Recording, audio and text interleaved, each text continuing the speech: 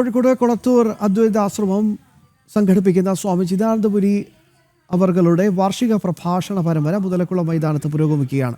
രണ്ടാം ദിനത്തിലും വൻ ജനപങ്കാളിത്തമാണ് ധർമ്മ പ്രഭാഷണ പരമ്പരയ്ക്ക് ലഭിക്കുന്നത്. പ്രഭാഷണ പരമ്പര ഈ മാസം 18-നാണ് സമാപിക്കുക. നന്മയിലേക്കും വിജയത്തിലേക്കും കരുത്തിലേക്കും നയിക്കുന്ന സന്ദേശമാണ് ശ്രീമദ് ഭഗവത്ഗീത നൽകുന്നതെന്ന് സ്വാമി ചിദാനന്ദപുരി. തന്റെ പതനത്തിനും ഉയർച്ചയ്ക്കും താൻ തന്നെയാണ് കാരണക്കാരൻ എന്ന് മനസ്സിലാക്കി ഓരോ വ്യക്തിയും കരുത്ത് ആർജിക്കേണ്ടതാണ്. ജ്ഞാനം, വിജ്ഞാനം എന്നിവ മനുഷ്യനെ അന്ധകാരത്തിൽ നിന്നും നന്മയിലേക്ക് നയിക്കുന്നുവെന്നും സ്വാമി ചിദാനന്ദപുരി പ്രഭാഷണത്തിൽ പറഞ്ഞു. ഗുരുവാക്യം, ശാസ്ത്രവാക്യം, സ്വന്തം പ്രതീതി എന്ന മൂന്നും ഒന്നായി സംഗതമാകുന്നതാണ് വിജ്ഞാനം അഥവാ സാക്ഷാത്കാരം അഥവാ അനുഭവം.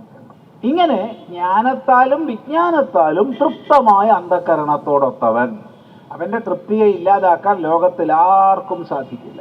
കാരണം അവൻ തന്നാൽ തൃപ്തനാണ്.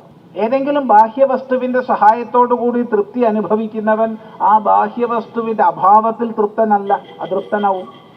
മറ്റെല്ലാം തന്നോട് വേർപിരിയാം, പക്ഷെ തന്നോട് വേർപിരിയാത്തത് ഒന്ന് മാത്രമേ ഉള്ളൂ, താൻ. സദസ്സിൽ നിന്നുള്ള സംശയങ്ങൾക്കും പ്രഭാഷണത്തിന് ശേഷം സ്വാമിജി മറുപടി പറഞ്ഞു.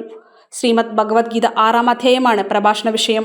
ദിവസവും വൈകിട്ട് 6 മുതൽ 8 വരെ പ്രഭാഷണ പരമ്പര തുടരും. പരിപാടിയോടനുബന്ധിച്ച് വിവിധ പ്രസാധകരുടെ പുസ്തക പ്രകാശനവും സംഘടിപ്പിച്ചിട്ടുണ്ട്. ജനം, കോഴിക്കോട്.